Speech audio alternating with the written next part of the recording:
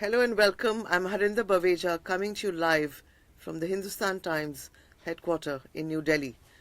We'll be talking about our special series, Let's Talk About 377, that archaic law that still criminalizes homosexuality when actually it should be fluid.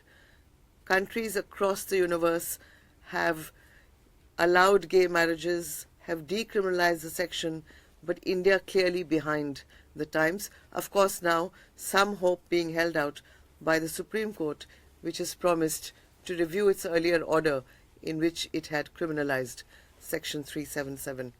Joining me today, Noor Enayat, a public relations professional who's done a lot of work within the LGBT community.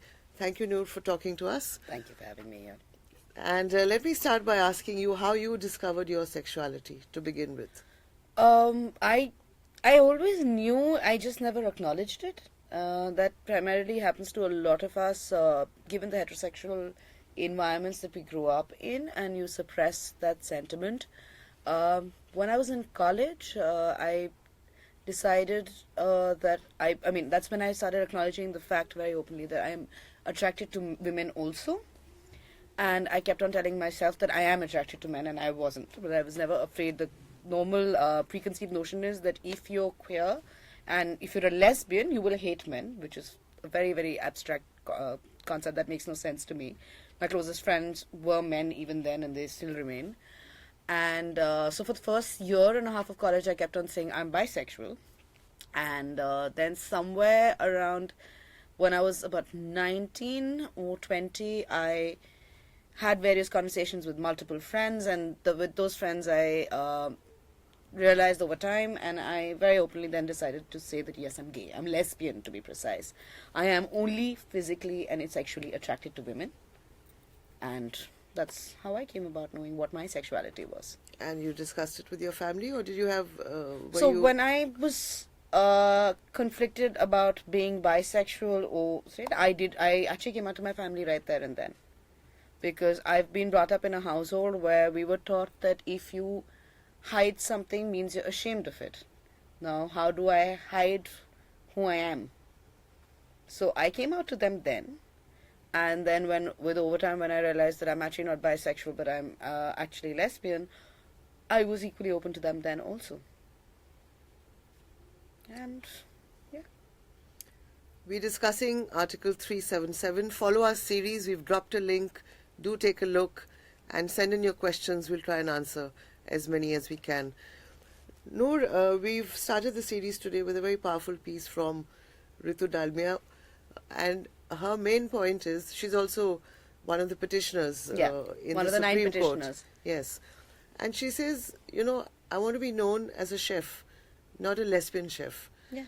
In the eyes of the law, I'm a criminal, and that's unacceptable. And I'm sure that's how everybody from the community feels. Everybody. My sexuality does not make my identity. My sexuality does not define who I am. It's a very important part of who I am. It makes me a little different from a majority, but it does not make me someone else.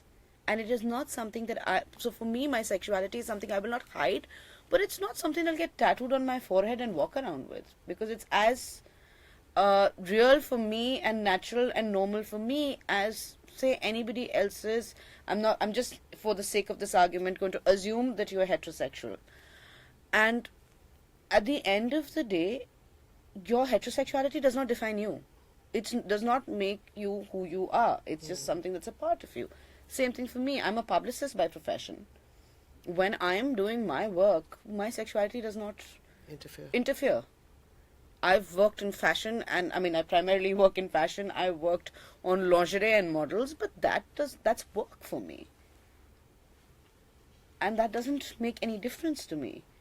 And I completely get it when a Ruth Who Dalmia or any queer person in the world gets up and says that I don't want to be known because of my sexuality. I want to be known for my work. Absolutely. My sexuality is just a part of my personality. And it should be a private, personal thing. It should not be out there in the open in any case. I should not have to get up and scream about it. Yeah. But I should also not have to hide it. Hide it, obviously. So it moves in both ways. Of I mean, course. very often people get up and say, who's asking you to go out and speak about it? But you criminalize me. Yes. You say that when I love someone, it's not equivalent to your loving that person because it does not conform to what you think a love between two adults should be. So, Noor, you know your mind. You know, you have supportive family, you have supportive friends. In the course of the research that I've done for our series, I have come across many, many examples in which parents tend to resist the truth that their children are not heterosexual, and they believe that it's a medical disease. There are cases in which their children have been dragged to quacks mostly because doctors will probably know that it's not a disease.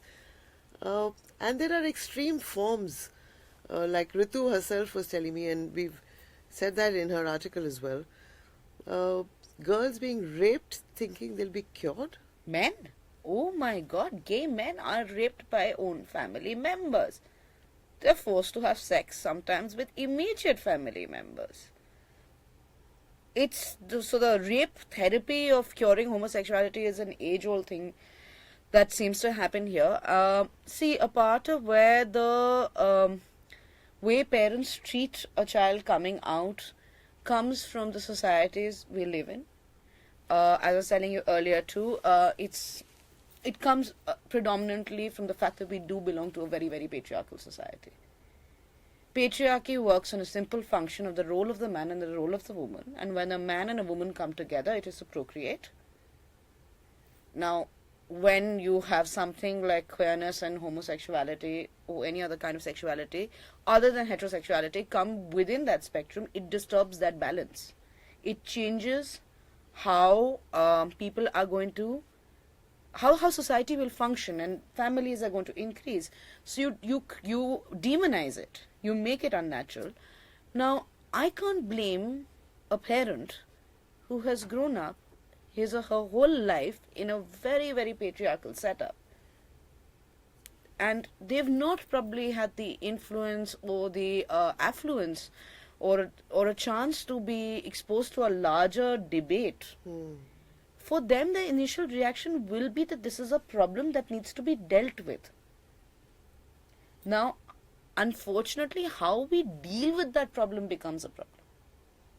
So it's not and also when you have a law that criminalizes it, how do they know that if the law says that this is criminal activity, means it's a sin? Yeah. Religion says it's a sin. Law of the land says it's criminal. Law of the land says these people do not exist, and if they exist, they're a minuscule minority. Then obviously first thing they're going to do is run. You don't have any counseling centers. You don't have any kind of education that is happening. And I'm talking from a government standpoint. Even in school, you're taught all about heterosexuality. Yeah. Even biology is all about heterosexuality. There is no discussion about homosexuality. So how are they going to know? So before we carry the discussion forward and we'll come to the law, we have a question from Harshvardhan who's asking, is it legally acceptable in India to be bisexual? In India, there is no problem to sexuality. I can identify as anything within the spectrum. I cannot have sex. I cannot have sex which is against the law of nature, which basically means peno-vaginal sex, which means a penis and a vagina need to be involved, and it has to be in the missionary position. Anything other than that is not allowed. I hope that answers your question. Jay Mohsin, I think this is more a comment than a question. This is the same logic as racism, where racists call dark-skinned people as black and others as just people. But it's a form, also all kind of differentiation is in one way, okay, so the concept of othering, I can only be good if you're bad.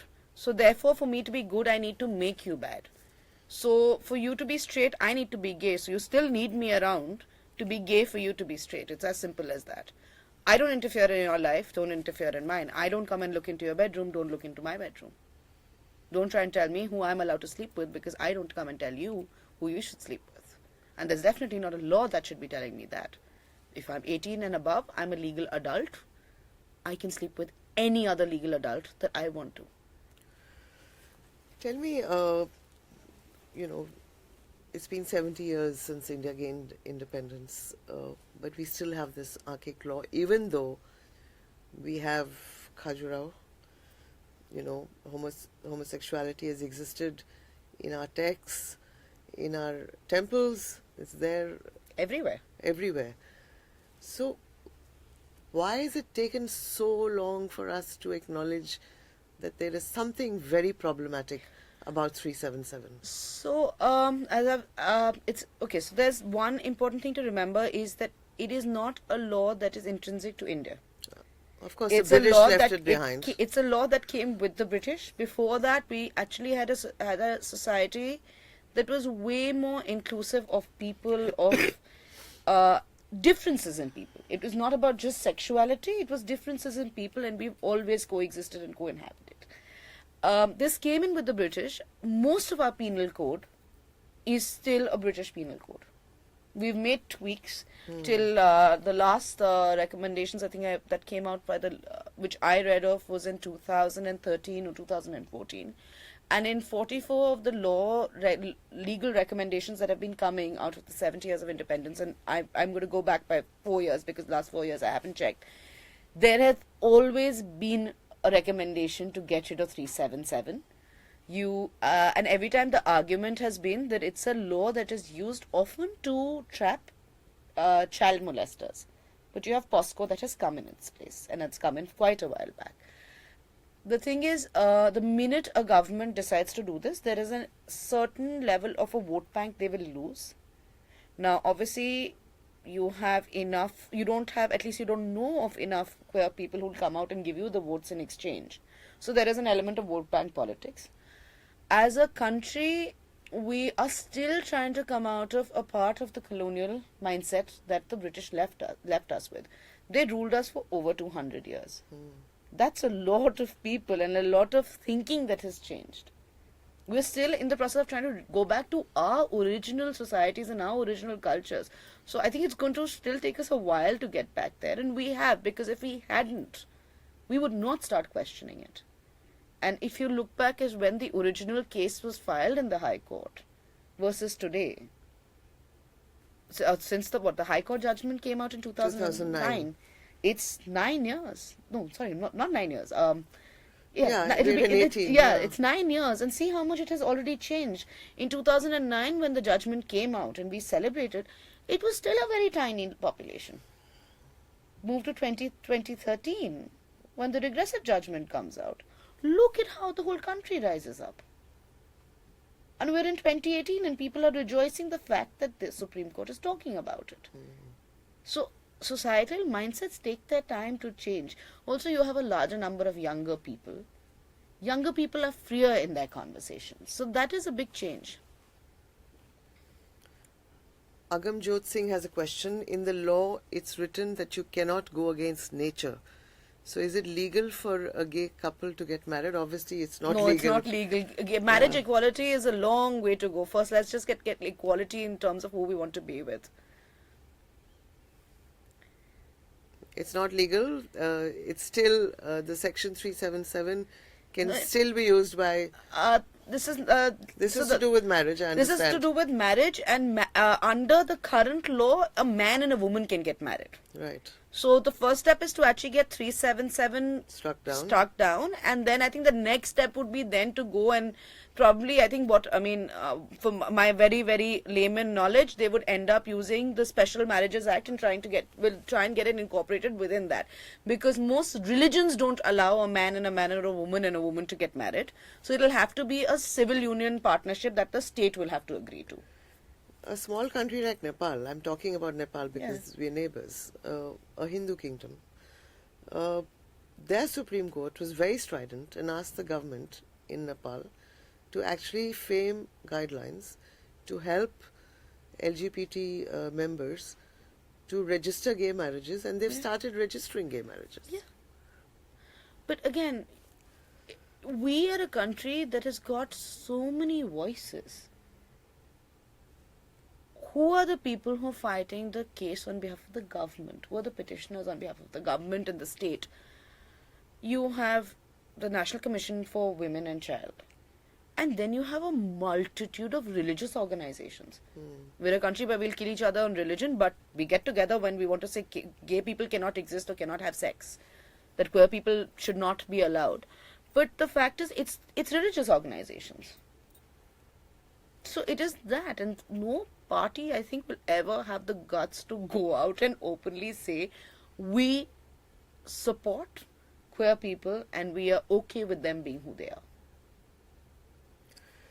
But the hidden side, which a lot of our viewers may not know about, and I think we need to talk about it, is that how 377 may not actually be used by the police too often. I know it is used, but it becomes a tool for extortion, It's primarily for a blackmail, tool, primarily a tool for extortion. intimidation. Primarily.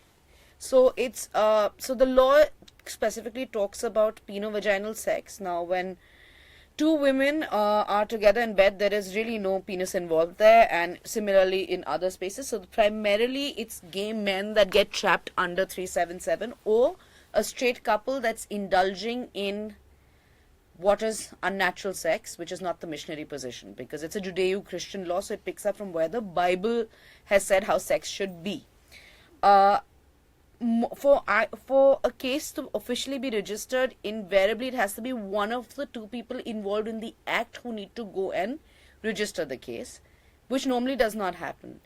It is normally the policeman and the constables who are on, and beat policemen to be precise, who are regularly trapping gay men, and it's used, so they're told and they're threatened that the case will be put on them, the families. It's also, I mean, a case, you get into the system means you've lost at least 10 years of your life before the case even reaches a judge who's going to open and say this is not worth it and throw it out.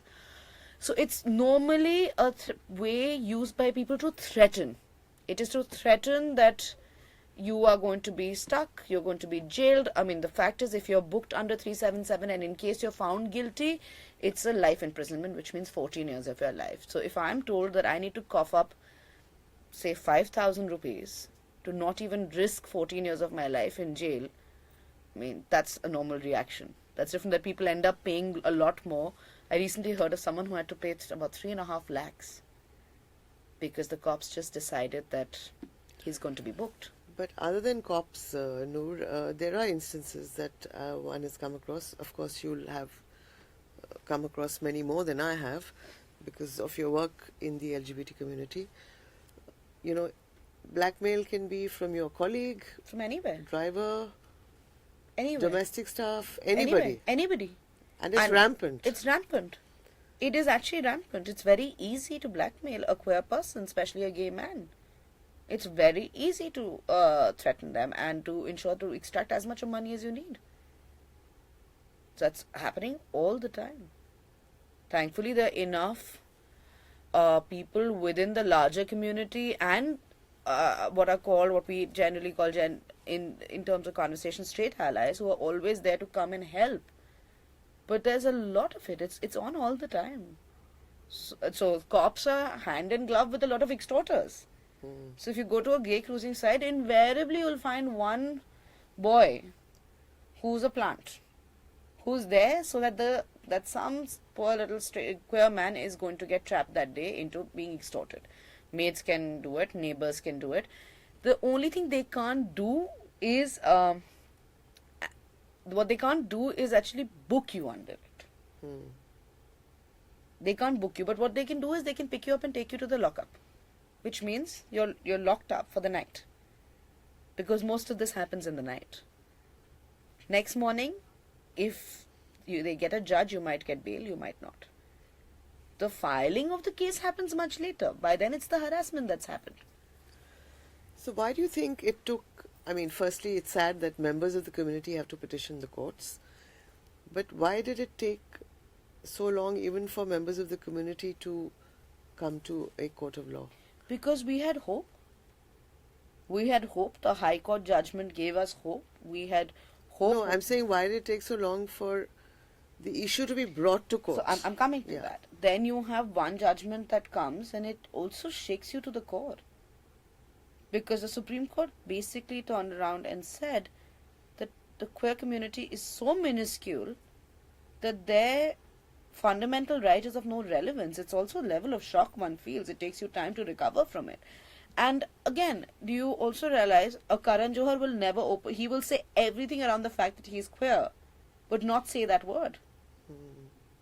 Because what does it do to him? It puts him in a situation where there is a huge number of people who will stop going to see his films. Let's say they don't. Do you know how many people who will come out and start trying to how many men will try and blackmail him? Okay, he's not here to defend himself, so But I'm just him. giving you an example. I'm giving you an example of a famous person who will say everything around it. It's also about what situation do you put yourself in. I'm very secure in who I am. I can openly say it, I'm queer. Someone else I may know may not be in that position. So for these 9 people to get up, and I think it's extremely courageous, because they can lose work, their businesses can shut down, they can be ostracized. So it's not that easy. It takes a lot within you. And that same section can be used against them. Yeah. Someone may get up and say, oh, once 10 years back you did this to me. Won't be able to prove it, but that's enough of harassment. Do I want to go through that harassment? So recently when the Supreme Court said it would relook at its order of 2013 in which it overturned the Delhi High Court judgment, has that given the community a lot of hope? Yeah. It is. We are all very hopeful. I think every queer person, and not just queer person, I think every person who thinks people need to have an equal right to be who they are and be with people they want to be, everybody is hopeful. It's about dignity, it's about privacy, it's about human rights. It's the right to just live. Yeah. It's about my happiness. Which is why we at Hindustan Times have taken up the issue. We're doing a special series, Let's Talk About 377. It'll be running through the week. Do read all the pieces on our website, hindustantimes.com, and of course follow us on at HT Tweets. Noor, thank you so much for joining us. We'll be back soon with another discussion on 377. Thank you for joining us.